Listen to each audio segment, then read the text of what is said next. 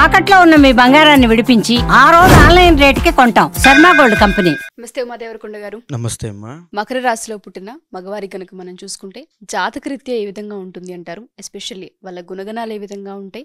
నూతన సంవత్సరం మొదలైంది కాబట్టి ఎస్పెషల్లీ ఈ సంవత్సర కాలం పాటు ఏ విధంగా ఉంటుంది? ముఖ్యంగా మకర రాశి అంటే ఉత్తరాషాఢ, శ్రవణము, ధనిష్ట ఈ 3 నక్షత్రాలు ఈ యొక్క మకర రాశిలో పరిగణించబడతాయి. అయితే అందులో ఇప్పుడు మనం మాట్లాడుకునేది మగవాళ్ళ గురించి.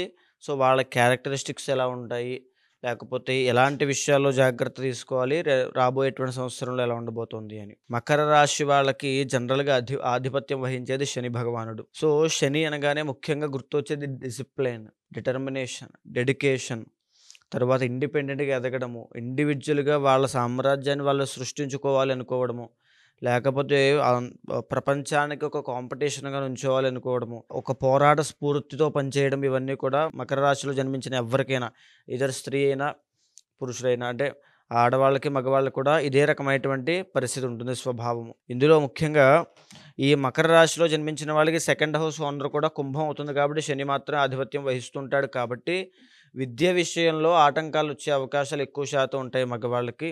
ప్రైమరీ ఎడ్యుకేషన్లో అండి ఖచ్చితంగా ఆటంకాలు వస్తాయి. అది కనుక దాటి వీరు ఎదగలిగితే తర్వాత ఎడ్యుకేషన్ చాలా బాగుంటుంది. ఎడ్యుకేషన్ తరువాత ఖచ్చితంగా జాబ్ చేసే అవకాశాలు ఉంటాయి. అంటే కొన్ని రాశుల వాళ్ళకి చదువుకున్న తర్వాత వేరే వృత్తిలోకి వెళ్ళిపోతారు. అంటే చదువుకున్న చదువుకి వృత్తికి సంబంధం ఉండదు. కానీ మకర రాశి వాళ్ళు అలా కాదని, సెకండ్ హౌస్ ఓనర్ శని అవుతాడు కాబట్టి ఖచ్చితంగా విద్యపరమైనటువంటి జాబే వస్తుంది.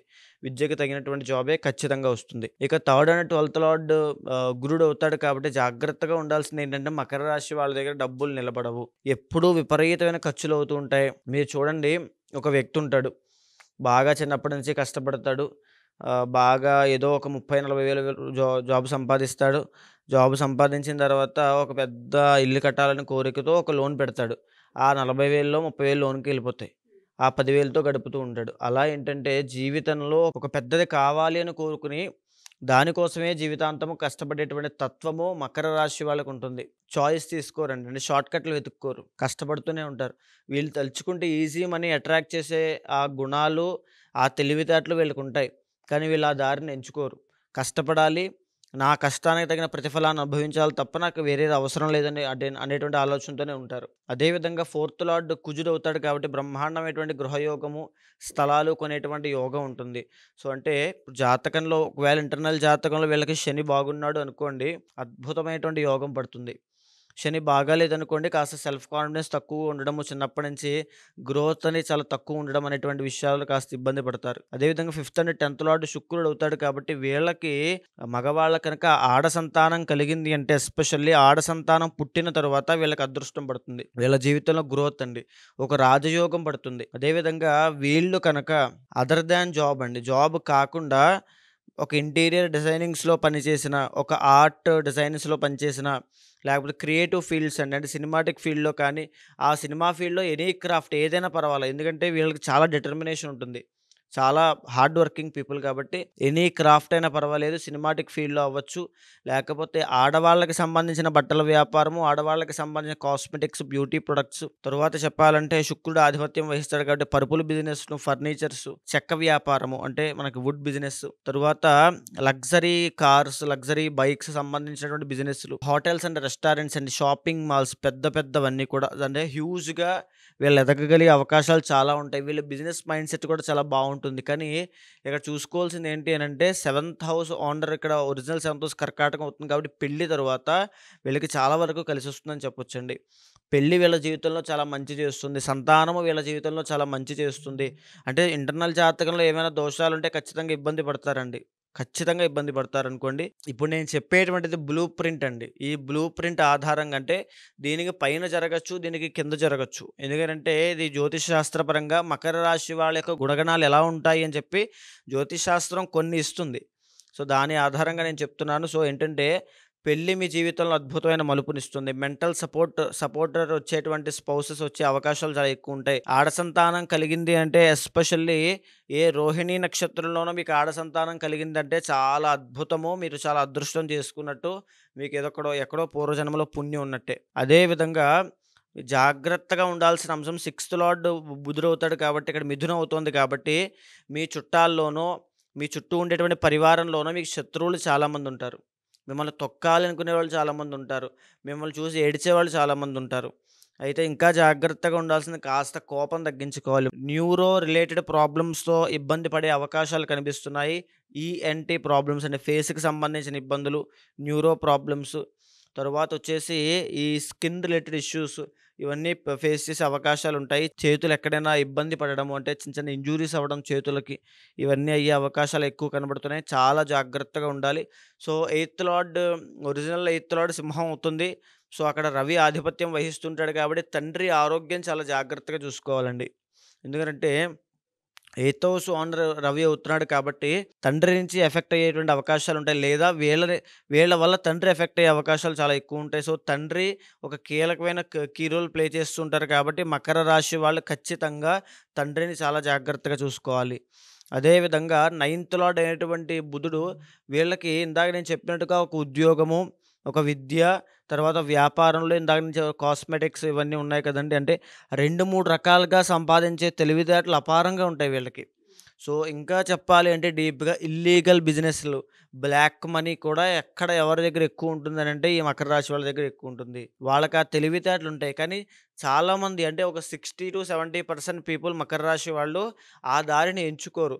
ఆ దారిని ఎంచుకున్న మకర రాశి వాళ్ళు దొరకరు. సామాన్యమైన మనుషుల్లా ఉండరు. సో, ఒక బిగ్ షాట్స్ అలా వెళ్ళిపోతారు ఆ రేంజ్. అయితే వీళ్ళకి dual incomes, multi income sources ఒక 10 రకాలుగా ఇన్‌కమ్ వచ్చేటువంటి అవకాశాలు చాలా ఎక్కువుంటాయి. తండ్రి దగ్గర నుంచి ఆస్తి రావడము, లేకపోతే వంశపారంపర్యంగా వచ్చే ఆస్తి వల్ల సుఖపడడము. అంటే ఎందుకంటే బుధుడు బాగుండాలి. వీళ్ళ ఇంటర్నల్ జాతకంలో బుధుడు బాగుంటే గనుక చాలా అద్భుతంగా ఉంటుంది. అదేవిధంగా జాగ్రత్తగా ఉండాల్సిన ఇంకొక అంశము చిన్న వయసులో అంటే ఒక టీనేజ్ అవ్వచ్చు, లేకపోతే 20, 25 లోపు ఉన్నవాళ్ళు అవ్వచ్చు. ఈ ఏజ్‌లో ఉన్న వాళ్ళకి చెడు సహవాస దోషం పట్టే అవకాశాలు చాలా ఎక్కువ శాతం ఉంటాయి. వ్యసనాల బారిన పడేటువంటి అవకాశాలు చాలా ఎక్కువ శాతం ఉంటాయి. ఖచ్చితంగా చాలా ఇబ్బంది పడతారండి. ఆ వ్యసనాల జోలికి వెళ్లారా, ఆ చెడు సహవాస దోషం పట్టిందా, వాళ్ళు కంప్లీట్‌గా కొలాప్స్ అయిపోయినట్టే. వాళ్ళ జీవితంలో లేదా వాళ్ళ జాతకంలో ఉన్నటువంటి రాజయోగాలు ఏమీ పనిచేయవు. కాబట్టి ఆ విషయంలో చాలా జాగ్రత్తగా ఉండాలి. ఇక 2025 సంవత్సరం వచ్చింది. ఈ మకర రాశి వాళ్ళకి ఇప్పటిదాకా ఎన్నో ఇబ్బందులు పెట్టి వీళ్ళు ఎన్నో ఇబ్బందులు పడినటువంటి ఏలినాటి శని మార్చి 30 తర్వాత వెళ్ళిపోబోతోంది. ఈ మార్చి 30 దగ్గర నుంచి ఒక రకమైన ఉపశమనం కలగబోతున్నారు వీళ్ళు. ఇప్పటిదాకా ఎన్నో ఇబ్బందులు పడ్డారు. 12థ్ హౌస్‌లో శని అనంటే విపరీతమైన డబ్బులు ఖర్చుతో ఇబ్బంది పడ్డారు. ఆరోగ్య సమస్యలతో ఇబ్బంది పడ్డారు. లేనిపోని మాటలు పడుతూ వీళ్ళ తప్పు లేకుండా ఇబ్బంది పడ్డారు. అప్పుల పాలు అవ్వాల్సినటువంటి పరిస్థితి వచ్చినా ఎలాగోలా తట్టుకొని నిలబడ్డారు. ఇప్పటి నుంచి మార్చి 30 తర్వాత శని భగవానుడు మీకొక విముక్తినివ్వబోతున్నాడు. ఒక ఉపశమనాన్ని ఇవ్వబోతున్నాడు. జ్యోతిష్ శాస్త్రం ఏం చెప్తుందంటే అండి, ఏలినాటి శని వెళ్ళిపోతుంది అనంటే ఖచ్చితంగా ఒక శుభకార్యం జరుగుతుంది అని అర్థం. ఏదైనా పెళ్లి కావాలంటే పెళ్లి, సంతానం లేనంటే సంతానము, ఉద్యోగం లేదంటే ఉద్యోగము, బిజినెస్ గ్రోత్ లేదంటే కొత్త బిజినెస్సు, కొత్త రకమైన పరివారములు అద్భుతంగా ఏదో ఒకటి రాణిస్తుంది. ఎప్పుడు కూడా ఇంటర్నల్ జాతకం కూడా మనం దృష్టిలో పెట్టుకోవాలి. అక్కడ ఏ యోగము లేక ఏదో ఒక ఇబ్బంది పెట్టేటువంటి రాహువు, కేతు అంతర్దశలు ఇలాంటివి ఉన్నప్పుడు ఇక్కడ ఎంత శని భగవానుడు ఇవ్వాలని చూసినా అది మీకు వర్తించదు. మీరు తినలేరు. అనుభవించే యోగం ఉండదండి. సో, ఇక్కడ మనం ఆలోచించాల్సింది ఏంటంటే మే 18వ తారీఖు తర్వాత ఈ మకర రాశి వాళ్ళకి సెకండ్ హౌస్‌లోకి రాహువు రాబోతున్నాడు. సో, దానివల్ల రావాల్సిన డబ్బులన్నీ కూడా ఆగిపోతాయి. ఇప్పటిదాకా ఏలినాటి శని దోషం ఇబ్బంది పెట్టింది. ఇప్పుడు రాహు ఇబ్బంది పడతాడండి. దాచుకున్న డబ్బులు సేవింగ్స్ అండి. మన దగ్గర దాచుకున్న డబ్బులు కూడా ఏదో విధంగా ఖర్చు అయిపోయేటువంటి యోగం కనబడుతోంది. కాబట్టి చాలా జాగ్రత్తగా ఉండాలి. అదేవిధంగా ఇప్పుడు జాతకంలో 6వ స్థానంలోకి గురుడు రాబోతున్నాడు మే 15వ తారీఖు తర్వాత. సో, దీనివల్ల ఒక మంచి యోగమే ఇది.